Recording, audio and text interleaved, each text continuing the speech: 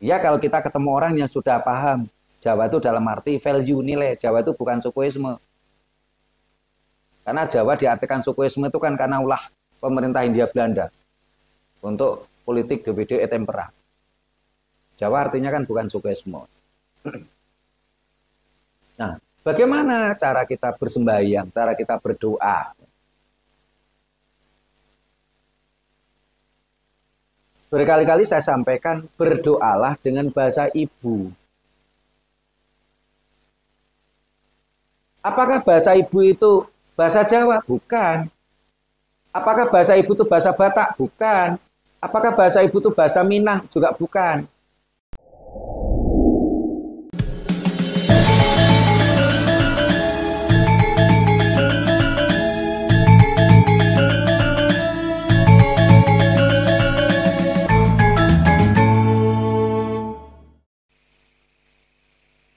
Rahayu. Rahayu. Para pemirsa Raket Prasojo TV channel yang kami hormati. Selamat berjumpa kembali dalam kegiatan Yayasan Raket Prasojo, sebuah lembaga pengkajian, pelestarian, dan pengembangan budaya Nusantara. Nah, para pemirsa, dengan berbagai tayangan video kita di channel kita, terutama tentang ritual, tentang sembahyang, tentang bakar dupa. Ini banyak sekali para pemirsa kita ini bertanya.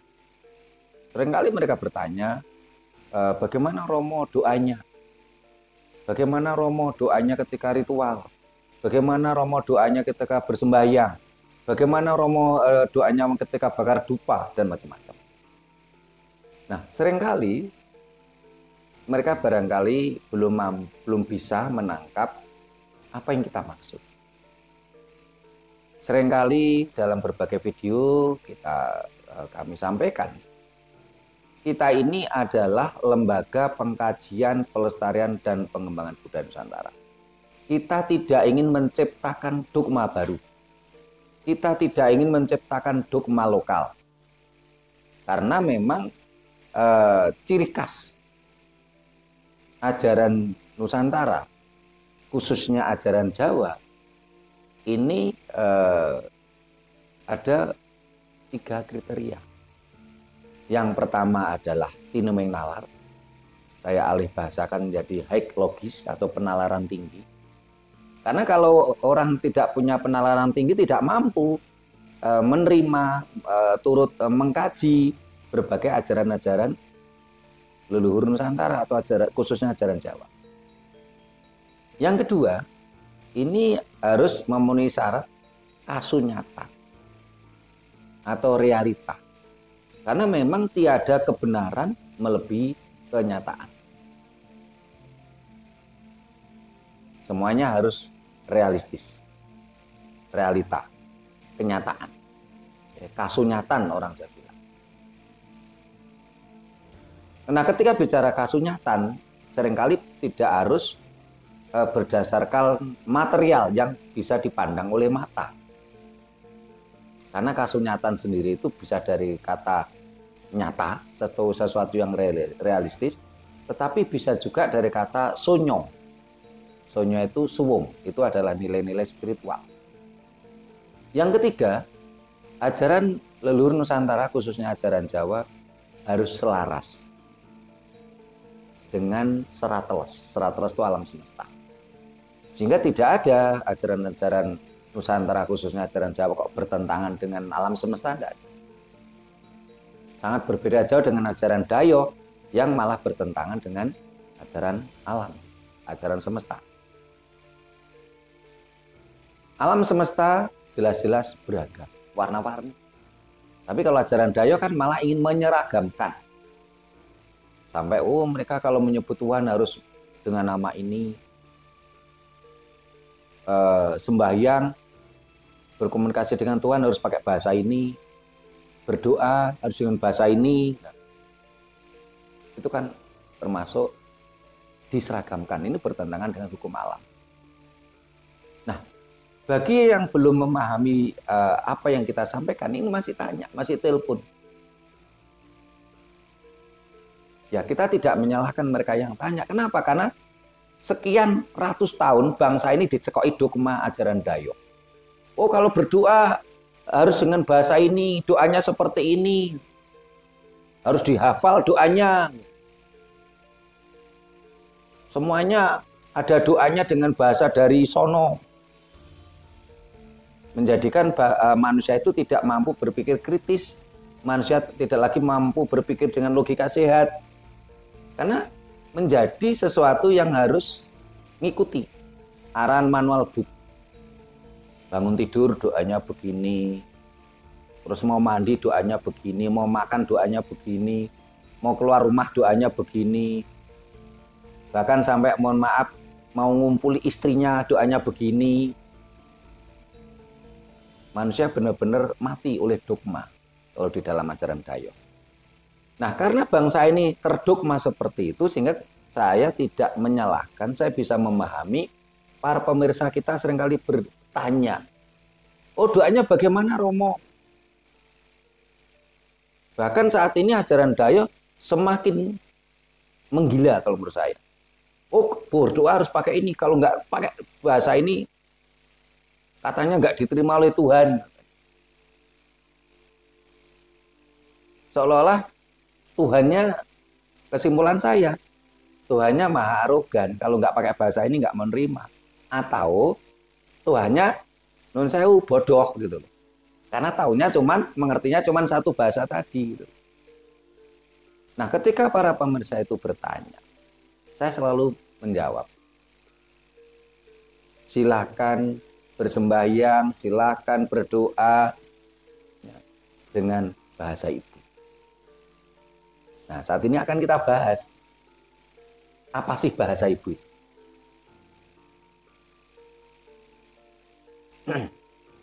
Sekaligus kita mencoba mencermati pertanyaan-pertanyaan para pemirsa tadi yang selalu bertanya, Romo, doanya ritual bagaimana? Doanya ketika nyekar ke punden bagaimana? Doanya bakar dupa bagaimana? Sekaligus kita menjawab itu. Sekaligus kita juga menanggapi fenomena yang berkembang di masyarakat. Banyak kelompok-kelompok yang memaksakan diri ingin menghancurkan budaya Jawa. Dengan cara apa? Oh, kalau berdoa harus pakai bahasa ini. Kalau nggak pakai bahasa ini, Tuhan nggak mau terima. Dengan bahasan itu, tentunya kita ingin mendapatkan pencerahan yang lebih baik. Bagaimana kita harus bersembahyang, harus kita berdoa, sebaiknya dengan bahasa ibu. Nah, apakah? Nah, ini di Sanggar Budaya Rakyat Prasojo, Mas Puji, ini kameramen sekaligus admin ini. Ini suasana masih suasana hari raya sehingga banyak yang nggak bisa hadir. Dan ada Mas Anton. Bagi para pemirsa yang mau bertanya atau kondo takon, silakan di kolom komentar. Ini siapa dulu yang mau kondo takon ini? Mas Puji dulu atau Mas Anton dulu? Ya, Mas Anton silakan. Rahayu Romo. Ya, Rahayu.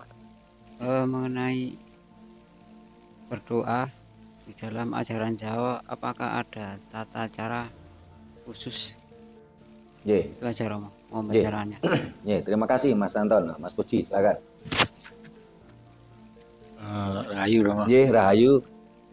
Saya ingin tanya apa untuk memantapkan doa kita, baik itu kita mendoakan leluhur atau orang tua yang sudah meninggal, terus kalau kita ke pesarian itu seberapa apa istilahnya, kalau bahasanya orang agamis itu adab ya. Ini bagaimana? Pertanyaan saya. Mas Puji bisa diceritakan itu tadi pengalaman di masyarakat tadi yang Mas Puji cerita waktu offline tadi, katanya ada masyarakat berdoanya harus pakai bahasa. Oh ya, itu kan kebanyakan kan gini, orang-orang ini kan kalau menurut saya ya. orang-orang ini kan kebanyakan tuh itu loh, anut grup gitu. Nggih. Jadi kayak Lata ya, atau terus ditambahi dengan apa ceramah-ceramah dari tokoh-tokoh lah. Nggih, tokoh-tokoh agamis. Ya itu bahasa mereka itu harus afdol Nggih. gini gitu. Nggih. Jadi nah terus menurut dari hasil dialog saya ya dengan mereka-mereka itu terkesan kalau Jawa ini apa ya, bagaimana ya kalau berdoanya Jawa ini seperti apa bisa nyampe gitu. Jadi seperti itu. Terima kasih Mas Puji. Jadi memang bagi orang yang mohon maaf tidak mampu berpikir kritis ya, bagi orang yang tidak mau berpikir dengan logika sehat, memang ajaran Dayo itu ajaran yang paling nyaman. Karena itu tadi, manusia tidak perlu berpikir, cukup menjadi robot. Bangun tidur doanya begini, mau tidur doanya begini, setelah itu nanti mau mandi doanya begini, mau makan doanya begini, mau berangkat kerja doanya begini, mau bepergian jauh doanya begini. Sampai saya pernah pelajari itu tadi, mau misalnya bersetubuh dengan istrinya aja ada doanya. Bahkan doa ingin bersetubuh ada doanya. Bahkan ada doa bagaimana supaya zakar kita tuh katanya menjadi kuat. Ini kan sesuatu yang dogmatis, secara logika nggak masuk akal. Dengan doa katanya zakarnya menjadi kuat, seperti kekuatan 7 pemuda katanya. Waduh, kasihan istrinya no. Ini kan ajaran-ajaran yang memabukkan itu kalau menurut saya. Ya, bagi yang tidak mau berpikir kritis, inilah adalah sesuatu yang nyaman gitu, tinggal pakai. Manusia tidak lagi menjadi manusia yang seutuhnya, tidak menjadi sejatinya manusia, tetapi menjadi mayat hidup, robot. Karena berkali-kali saya sampaikan bahwasanya kunci ya, salah satu kunci kita belajar ajaran Jawa, ajaran leluhur Nusantara itu adalah dengan nalar kita. Itulah sebabnya ketika ada gerakan-gerakan dari beberapa teman-teman yang ingin membukukan ajaran Jawa. Saya mengatakan kalau secara sekilas monggo, silakan. Tapi kalau sampai detail, saya tidak sepakat gitu. Kita harus belajar akan kehancuran India. Yang berkali-kali kita sampaikan. India dulu, ini budaya-budaya India, ini kan lifestyle, gaya hidup, itu mirip kita. Ajaran Jawa itu lifestyle, gaya hidup. Sehingga ketika saya berbicara di channel YouTube Rakat Prasojo, ataupun saya di media lain, seperti Dhamma TV, atau ketika kita diundang ke daerah-daerah, ketika saya menyampaikan tentang ajaran Jawa, apa komentar mereka? Apa komentar para pemirsa? Oh, yang disampaikan Romo Sutrimo kok persis yang dilakukan oleh bapak saya. Kok mirip yang dilakukan simbah saya? Karena lifestyle. Mereka tidak akan bicara, oh ini seperti kitab suci ini. Nggak ada. Karena kitab suci itu kaku, kering. Nah, ajaran India itu dulu mirip kita, lifestyle, gaya hidup. Sampai India itu tidak mampu dikuasai oleh Inggris sepenuhnya. Sampai akhirnya pemerintah Inggris itu menerjunkan ilmuwannya. Seperti pemerintah Hindia Belanda menurunkan Senogubronya. Kesimpulannya sama. Untuk menghancurkan India, untuk menghancurkan Nusantara, bangsa ini harus digiring menuju ke way of life, pandangan hidup. Kitab kering. Karena kitab kering itu kan ya kitab kering, kaku. Ditulis di dalam buku. Kalau di India, ini berbagai lifestyle ajaran dia tadi dibukukan. Nah, karena di India ada sungai Sindhu, akhirnya diberi nama agama Hindu. Nah, di Jawa berbeda. Di Jawa, lifestyle ajaran Jawa itu dihancurkan, ditimpuh dengan ajaran Dayoh. Akhirnya itulah kesimpulan dari Seno Gugronyo. Kenapa? Karena masyarakat kita itu kalau ketemu ajaran Arab atau orang Arab, kita ini benar mati kutu. Kita langsung drop.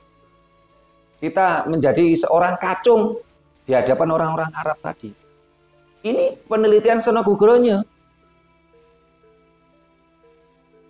Dan saat ini pun kembali diangkat oleh Islah Barawi.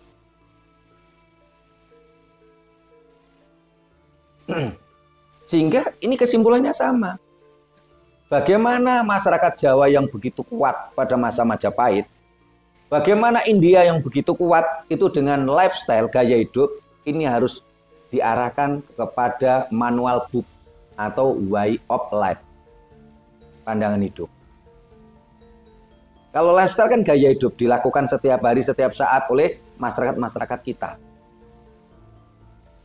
Tapi ketika menjadi diarahkan kepada manual book, kitab suci, itu menjadi way of life. Kita belum melakukan, tapi kita tertumpu, terfokus. Ini harus seperti kitab suci, ayat ini sekian-sekian gitu. Kita belum melakukan, namanya pandangan hidup. Ketika kita memandang ke depan, kita kan belum sampai depan.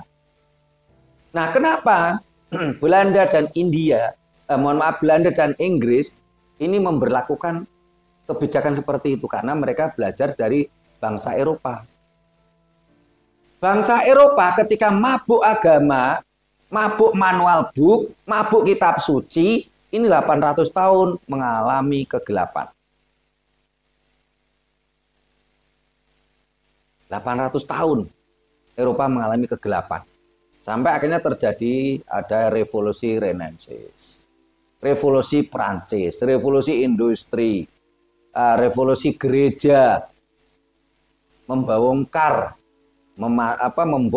dan menghentikan bangsa Eropa yang mabuk manual book tadi, mabuk dogma tadi.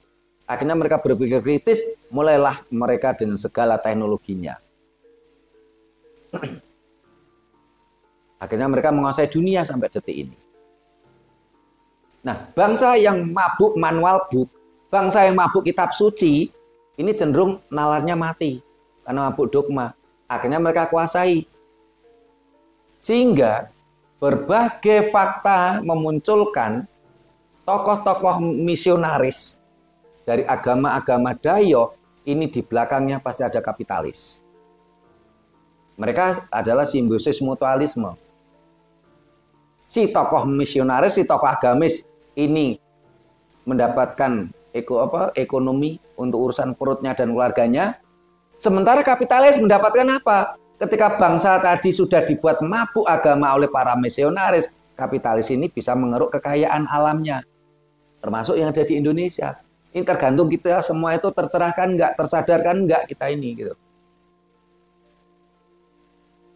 Indonesia ini bangsa yang paling parah mabuk agama, mabuk dogma. Sehingga bangsa kita benar-benar dikuasai. Sampai Presiden Jokowi sempat ngomong, kita pernah panen kayu, tapi kita tidak menikmati panen kayu. Kita pernah panen minyak bumi, tapi kita tidak pernah merasakan nikmatnya panen minyak bumi. Dulu kita termasuk penghasil minyak bumi nomor sekian di dunia loh, kita ini. Tapi kita kan ekspornya kan bahan mentah, kayu bahan mentah.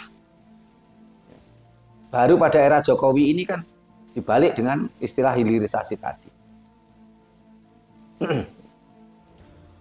Nah, sehingga apa yang disampaikan Mas Puji tadi, kita sangat prihatin fenomena di masyarakat itu banyak yang mabuk seperti itu. Oh, berdoa harus pakai bahasa ini katanya. Oh, harus pakai bahasa Arab, mungkin ini lebih abdol. Bahkan kadang-kadang yang berdoa tadi tidak ngerti loh bahasa yang disampaikan.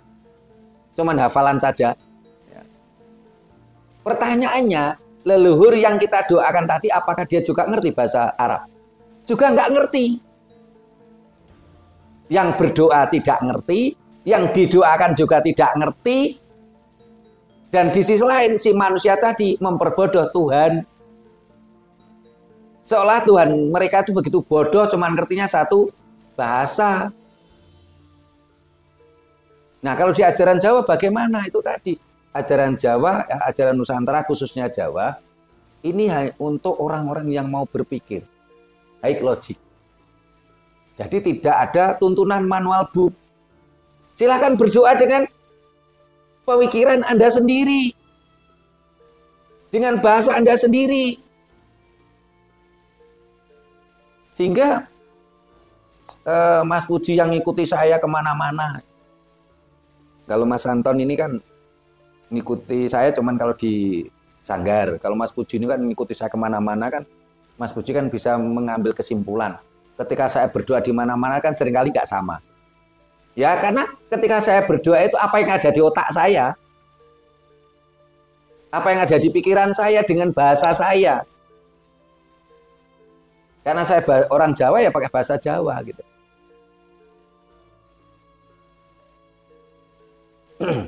Ini sekaligus menjawab pertanyaannya Mas Anton dan juga menjawab pertanyaannya Mbak Jenny Katap. Ya, Jenny Katap ini orang keturunan Minang yang saat ini di Eropa, tidak tahu di Belanda atau di Jerman. Dia bertanya, apakah budaya Nusantara atau ajaran Jawa, ajaran Nusantara itu mesti ajaran Jawa? Saya jawab tidak. Ketika kita bicara Jawa dalam arti sempit. Karena ada budaya Batak, ada budaya Minang, ada budaya Sasak, ada budaya Dayak, ada budaya Bugis dan sebagainya. Itu kalau kita bicara Jawa dalam arti sempit, arti sukuisme. Tapi ketika kita bicara Jawa dalam makna yang sebenarnya, ya ajaran Nusantara, ajaran Jawa. Karena Jawa itu artinya bukan sekedar sukuisme. Jawa adalah value, Jawa adalah nilai. Nilai-nilai sesuatu yang penuh dengan kemanusiaan, sesuatu yang beradab. Walaupun kalau kita mau telusuri, keberagaman budaya Nusantara ini sangat kental dengan budaya Jawa. Bahkan sampai ke Thailand, Kamboja, Filipina, Malaysia, sangat kental dengan budaya Jawa.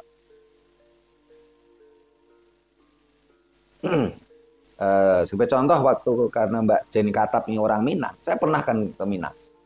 Saya keliling mulai dari Padang, Padang Panjang, Pariaman, Bukit Tinggi, Payakumbuh, Sulit Air, Solo. Saya temukan di situ banyak situs-situs ya.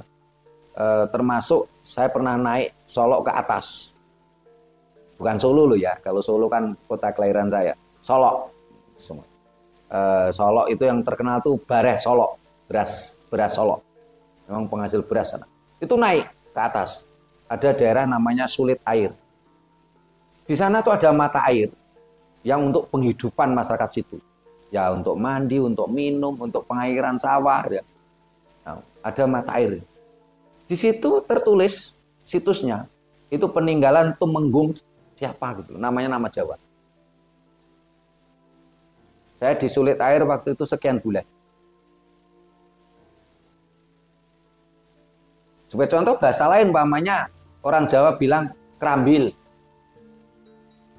Orang Minang bilang apa? Karambil.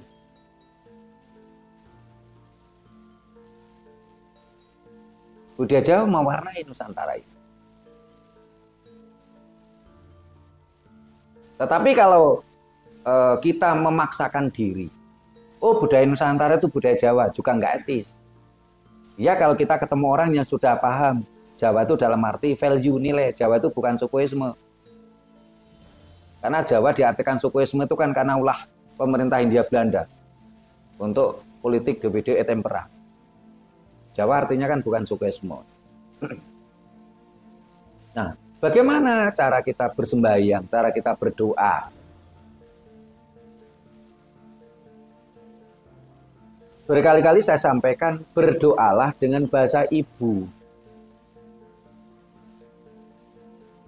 Apakah bahasa ibu itu bahasa Jawa? Bukan. Apakah bahasa ibu itu bahasa Batak? Bukan. Apakah bahasa ibu itu bahasa Minang? Juga bukan.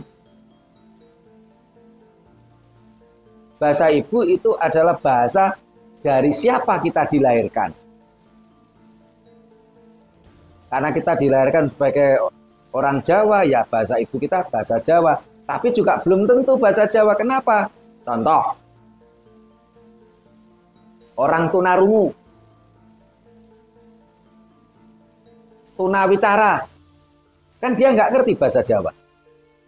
Jadi yang dimaksud bahasa ibu bukan sekedar bahasa Jawa, bahasa Batak, bahasa Sasak, bukan itu.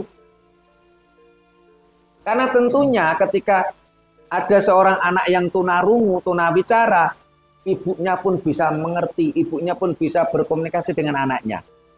Dan anaknya yang tunawicara tadi, yang tunarungu tadi pun bisa berkomunikasi dengan ibunya, walaupun dengan bahasa isyarat.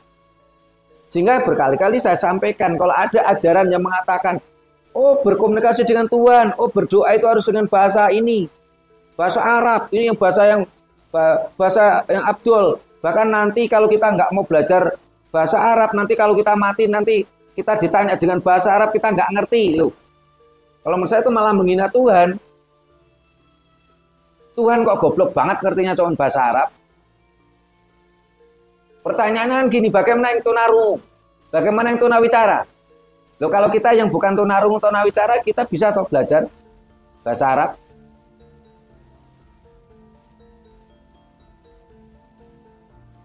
Ini kalau umpamanya saya membuat dogma baru. Ini para pemirsa ini yang tanya ke saya itu kalau saya mau dogma kan bisa ini. Mereka tanya, Romo, bagaimana berdoa itu? Romo, bagaimana kalau ritual itu? Kalau saya mau membuat dogma baru kan saya bisa. Oh doanya begini. Bahkan waktu itu ketika saya naik ke Gunung Uluan Darat, ya, salah satunya waktu dengan si Bang Jatim, Laurentius Aritonang. Bahkan dia sudah pasrah. Nggak apa-apa Pak D, saya diajari bahasa Jawa. Saya mau kok. Saya nggak apa-apa diajari bahasa Jawa. Bahasa Jawa, walaupun saya orang Batak katanya. Termasuk Pak Atang, yang orang Sintang, Dayak. Kan pernah tuh tanya, bagaimana Romo doanya pakai bahasa Jawa? Loh kalau saya mau menciptakan dogma baru, bisa. Orang-orang yang saya dogma pasti manut, patuh ke saya. Dan itu bisa saya gunakan untuk ujung-ujungnya itu ekonomi. Tapi saya nggak mau. Karena tujuan Raket Prasojo adalah mencerahkan kehidupan bangsa. Menyadarkan bangsa ini untuk kembali bangkit. Kita ini bangsa besar. Saya nggak mau menciptakan dogma baru. Walaupun itu saya punya kesempatan. Saya selalu menjawab, silakan berdoa dengan bahasa ibu Anda. Bahasa ibu, oh berarti orang Batak dengan bahasa Batak. Bisa ya, bisa tidak. Mas Anton, Mas Puji, atau saya yang orang Jawa, bahasa ibu itu bahasa Jawa. Bisa ya, bisa tidak. Ya kita kan tidak tunawicara. Kita tidak tunarungu. Dan yang tunawicara, tunarungu bagaimana? Kalau dipaksa harus dengan bahasa Jawa atau bahasa Batak atau dengan bahasa Arab. Ya, ada yang mau disampaikan, Mas Puji? Ini Romo, yang selama ini saya tahu ya, itu kadang-kadang saudara kita yang apa ya, kalau mengatakan ya itu ya orang kepercayaan ya, orang kejawen. Istilah ini yang dimaksud dengan mereka kan selalu mengatakan bukaan kunci itu. Itu apa mereka itu membentuk dogma baru atau memang dalam ajaran Jawa itu sudah ada gitu aturannya itu? Ini termasuk dogma lokal itu dan dogma baru. Dan saya lihat ketika saya mencoba mendengarkan doa-doa mereka itu kan cenderung ada akulturasi itu. Kadang-kadang masih mambu-mambu Arab tuh. Sampai di grup Raket Prasojo 2, Mas Pugu Setiawan itu sampai tanya, kenapa sih orang-orang yang ngakunya spiritualis Jawa itu kalau doa kok masih pakai bahasa Arab katanya. Mereka akulturasi. Ya. Di Jawa sendiri, apakah harus dengan doa-doa seperti itu? Ya tidak harus. Di dalam ajaran Jawa selalu ditekankan kalau kita berdoa, ini harus mampu memunculkan vibrasi. Orang Jawa bilang kudu iso ngedalke artati. Nih, kalau bahasa lainnya itu vibrasi, energi. Bahasa Jawanya itu artati. Donga iku kudu metu artati. Sehingga kita bisa menciptakan doa sendiri. Dengan memilih beberapa bahasa, memilih beberapa kata yang mampu memunculkan artati atau vibrasi energi. Jadi kita tidak harus terpaku pada dogma lama. Kita bisa menciptakan doa sendiri. Karena kita harus pakai nalar kita.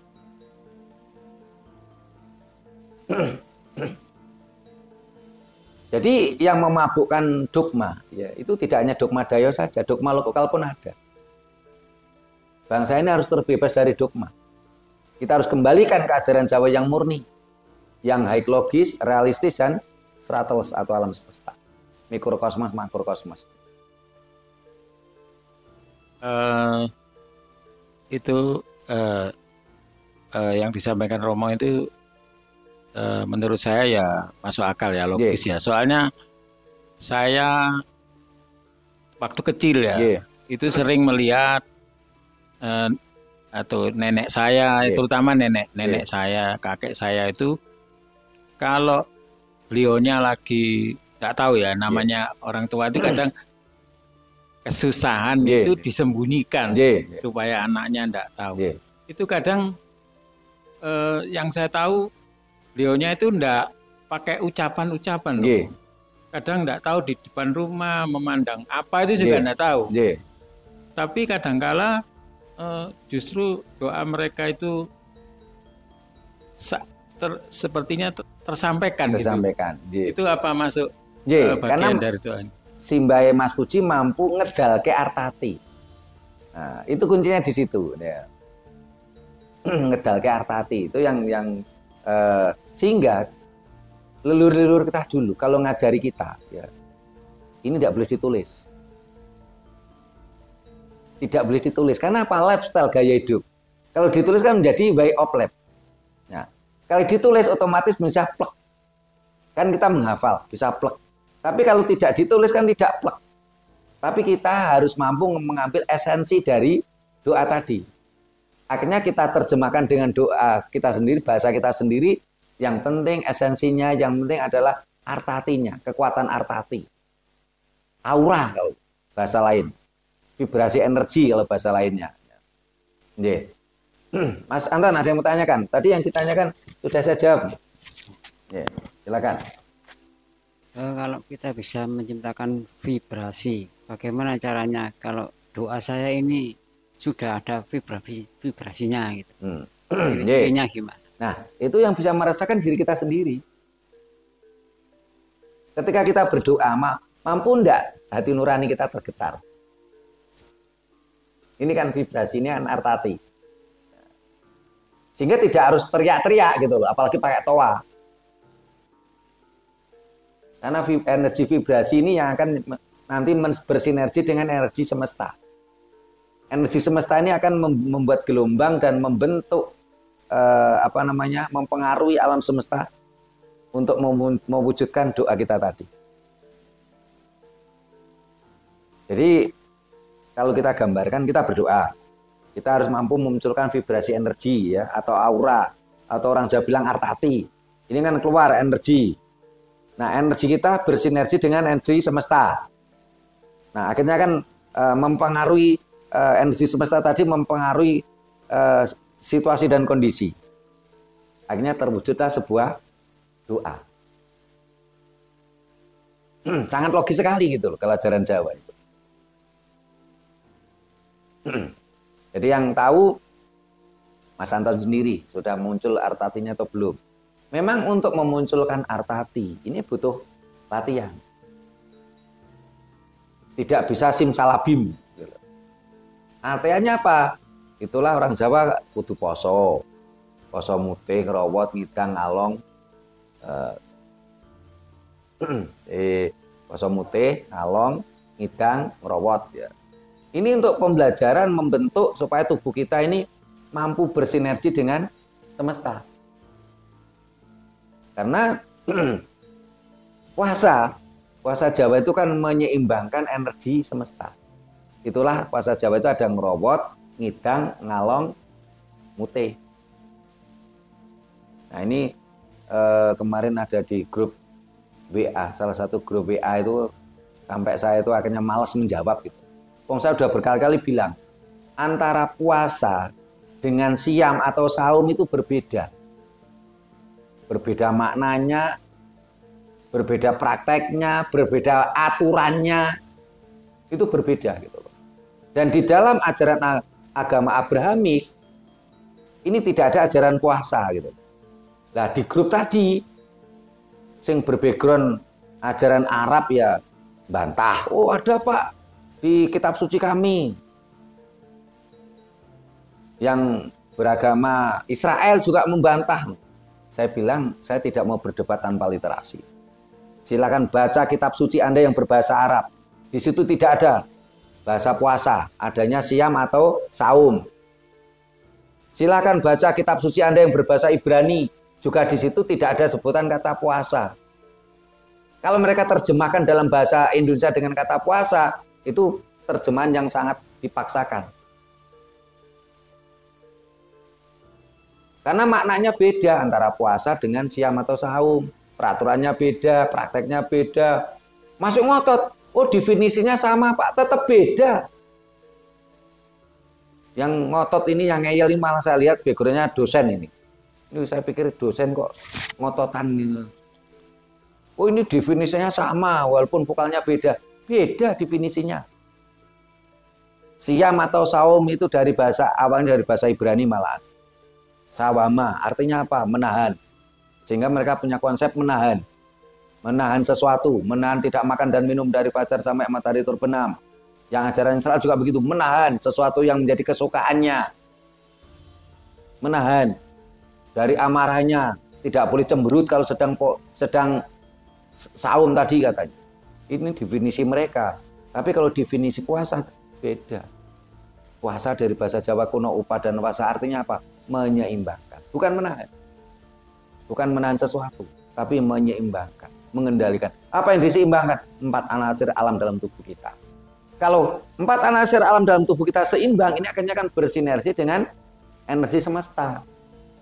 Sehingga ketika berdoa mampu memunculkan vibrasi.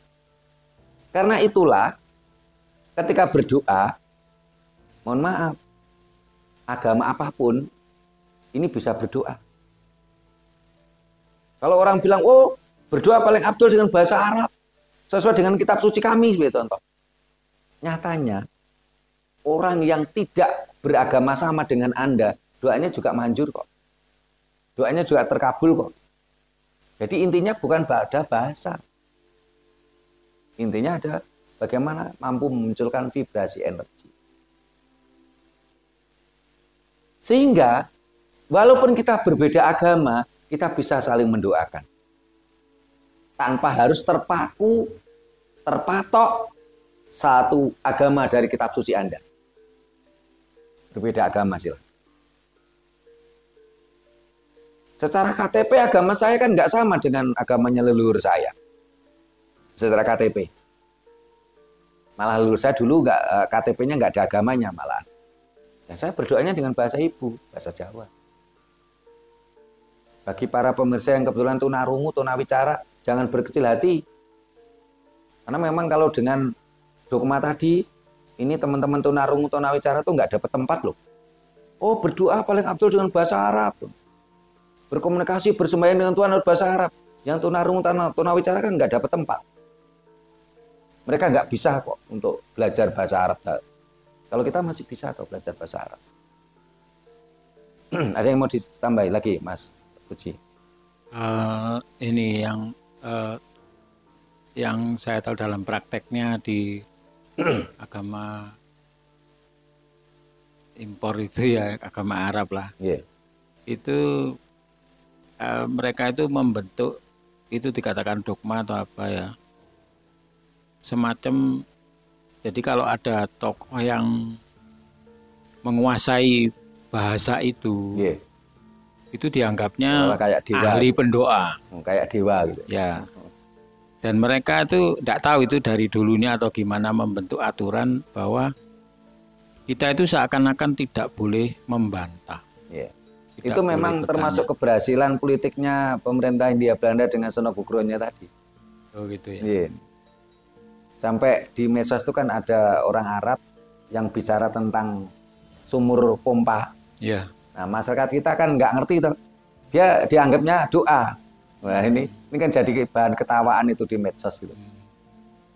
Terus kalau di Jawa itu umpama ada tokoh kita tanya, kita enggak tahu ya, seperti saya sekarang sama Romo gitu. Enggak tahu, saya tanya. Itu kan enggak apa-apa kan. Kan kita enggak tahu yang harus bertanya. Harus bertanya dan kita kan harus logis gitu. Enggak boleh rubuh-rubuh gedang. Nah, ini terdogma. Menurut saya kelemahan dari mereka justru di sana. Jadi yang saya tahu kan, saya dulu juga ya dikatakan ya orang fanatik juga ya. Jadi akhirnya kita bertiga itu kan mantan orang-orang fanatik mabuk Arab kabeh gitu. Jadi enggak tahu, saya juga enggak pernah bertanya apakah itu memang dibentuk atau bagaimana. Yang jelas kita tidak boleh bertanya seakan-akan. Terima kasih Mas Puji ya. Itu memang termasuk keberhasilan politik pemerintah Belanda dengan menerjunkan Sonogugronyo itu. Bangsa kita benar-benar terdogma, sampai tanya aja nggak boleh gitu loh. Tanya aja dilarang, kita harus manut ya. Kita benar-benar terdogma. Mereka tulis di dalam kitab sucinya, bahkan mereka membuat kitab suci turunan. Kitab suci yang pokok mereka kan ada 2, terus mereka membuat kitab suci turunan yang dikarang oleh tokoh-tokoh mereka. Kalau di Jawa kan sangat minim itu. Biasanya yang ditulis di artefak, di relief, ini kan sesuatu yang pokok-pokok saja. Tergantung kita keturunannya untuk menerjemahkan. Karena yang ditulis di relief ya, kan bentuk lukisan. Di relief, di artefak ya. Ini kan sesuatu yang pokok. Penerjemahannya di masyarakat itu tergantung kita masing-masing, tergantung situasi dan kondisi. Karena itu adalah lifestyle, gaya hidup, bukan way of life. Ya, menurut saya itu memang keberhasilan Sonogugronyo, tapi merupakan kelemahan kita, kebodohan kita. Kok mau gitu? Kita diperbodoh seperti itu. Sampai kapan kita nggak sadar-sadar? Ya, Mas Anton ada yang mau tanya kan? Sampaikan. Ini kejadian di kampung saya. Ini seorang yang minoritas lah. Dia kan punya hajatan. Maunya itu acaranya itu secara yang mayu. Tapi si tokoh agama itu kok nggak mau mendoakan.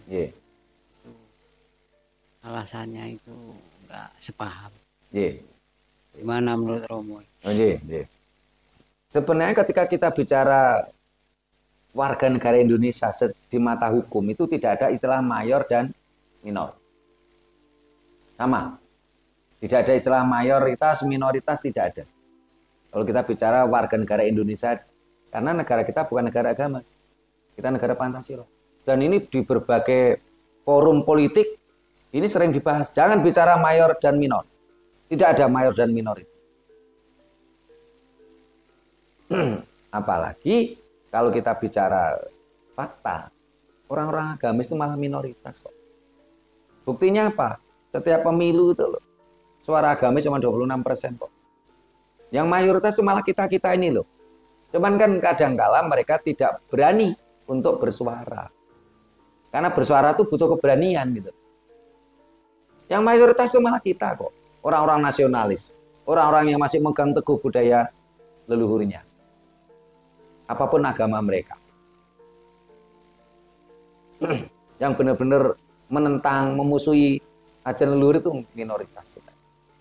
Sehingga kalau ada kasus seperti itu di kampungnya Mas Anton, ya sederhana aja, nggak mau doakan ya sudah. Kita doakan sendiri kan bahasa kita. Nggak perlu berkecil hati kalau nggak mau mendoakan.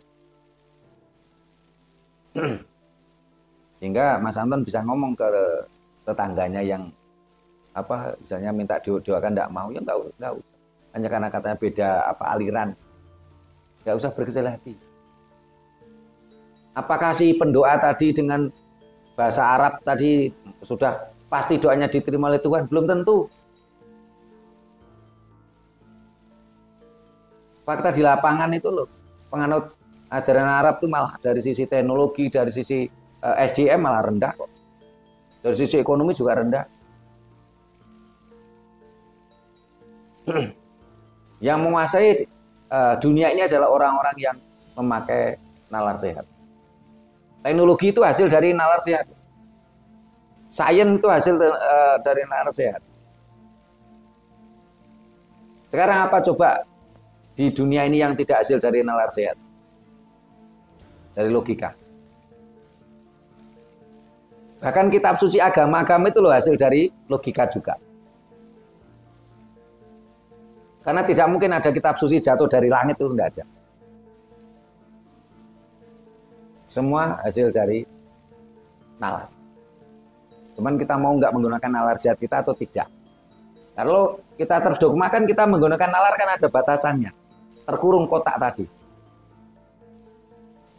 Kita bisa berdoa sendiri. Dengan cara kita sendiri. Dan yakinlah alam semesta menerimanya. Yakinlah Tuhan menerimanya. Karena alam semesta itu kan perwujudan Tuhan. Dan itu adalah sesuatu yang beragam. Bukan yang seragam. Ini ada lagi yang ditanyakan. Mas Anton, Mas Uji? Ya. Menurut saya ya yang sekarang ini lebih saya berkesimpulan ya itu seakan-akan seperti kelompok-kelompok gitu. Yeah. Jadi kalau umpama ya ini kelompok mayoritas gitu ya. Terus ini minoritas yang kata Mas Anton tadi. Itu kalau yang minoritas ini tidak mau ikut mayoritas, itu katanya terkesan loh. Sampean itu kok mau enaknya sendiri. Nah, ini kan terkesan kan seakan-akan ini di situ justru terkesan itu bukan ajaran semesta kan. Ya mereka sepertinya kayak ajaran kelompok. Iya, ajaran kumpulan. Ya, ajaran kelompok. Ajaran kelompok. Nah, kita ini harusnya sikap yang kita ambil itu yang baik itu yang bagaimana? Memang kalau yang kita sampaikan itu kan ajaran semesta ya, ajaran yang universal, yang objektif ya. Sehingga ini juga saya ingin menjawab dari pertanyaannya beberapa pemirsa, entah itu yang ada di Blitar, entah yang ada di Rembang, entah itu yang ada di Bandung, salah satunya Pak Widyo Soekarno. Mereka bertanya, bagaimana kami ingin mengundang Romo Sutrimo untuk mendapatkan sesorahnya, untuk mendapatkan wejangan-wejangannya. Saya jawab, silakan Anda simak channel YouTube Raket Prasojo. Silakan Anda bisa gabung di grup WA Raket Prasojo. Atau Anda membuat acara seminar atau sarasian di daerah Anda dengan mengundang kami. Atau bisa juga Anda merintis cabang Raket Prasojo di daerah Anda. Silakan hubungi nomor WA yang ada di deskripsi.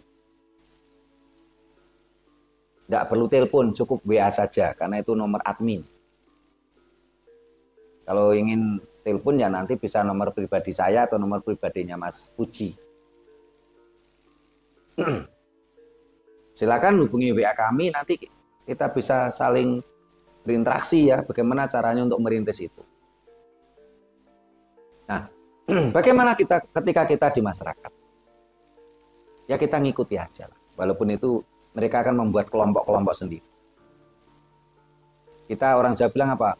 Manjing ajur ajer. Tidak perlu kita melawan arus. Tetapi kita ikuti arus tapi tidak terbawa arus. Orang Jawa bilang apa? Awake dhewe iki oleh ngeli ini ngojo keli. Kita ikuti arus tapi kita tidak terbawa arus. Apalagi kita yang sudah tersadar kan, loh, ini kok menjadi ajaran kelompok, bukan ajaran semesta.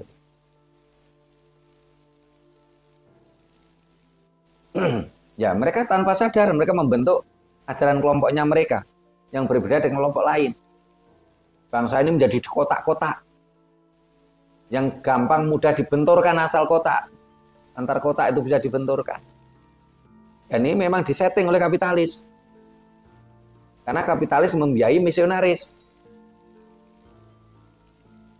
Kalau bangsa ini terlena, mabuk dogma, kapitalis akan mengeruk kekayaan kita, keuntungan kita. Bahkan salah satu rukun agama Dayo itu kan wisata ritual itu kan bisnis itu. Siapa yang menyiapkan pesawat? Yang menyiapkan pesawat malah Britania Raya. Itu bisnis itu. Indonesia harus keluar sekian triliun loh tiap tahun untuk wisata ritual itu. Pesawatnya mereka yang nyiapkan dari Britania Raya, dari Eropa. Tempat-tempat penginapannya. Bahkan orang-orang di sana itu pada acara musim itu dia pergi ke Eropa untuk liburan. Bahkan ada yang untuk ikut di sana ikut judi. Rumahnya disewakan untuk penginapan orang-orang kita yang wisata ritual ke sana. Itu bisnis, itu ekonomi. Karena disitulah permainan kapitalis dan misionaris saling menguntungkan. Yang jadi korban ya kita, bangsa-bangsa yang mabuk dogma ini. Ya, ada lagi mau disampaikan Mas Puji? Ini, kalau di dalam ajaran leluhur Jawa ya, apakah kalau kita umpama seperti tadi disampaikan Romo itu kita ngikutin aja lah mereka, dan kita ya kebetulan ya kita memang juga walaupun tidak banyak itu ya menguasai lah doa-doa mereka. Iya, mulai kecil kita diajari itu mulai SD. Apakah Tuhan alam semesta ini nantinya memusuhi kita? Ya memusuhi enggak. Toh tadi sudah katakan kita ini ngeli neng ora keli. Ketika kita kumpul dengan mereka, kita ngikuti mereka. Tapi ketika kita secara privasi, ingat, doa itu kan masalah privasi. Sembahyang itu kan masalah privasi. Ketika kita bersama mereka kan cuma sekedar istilahnya performance aja. Sekedar basa-basi aja. Tapi ketika kita bicara tentang bagaimana doa kita, bagaimana komunikasi kita dengan semesta, dengan Tuhan, itu kan masalah privasi. Ketika kita sedang dalam posisi hening, posisi suwung,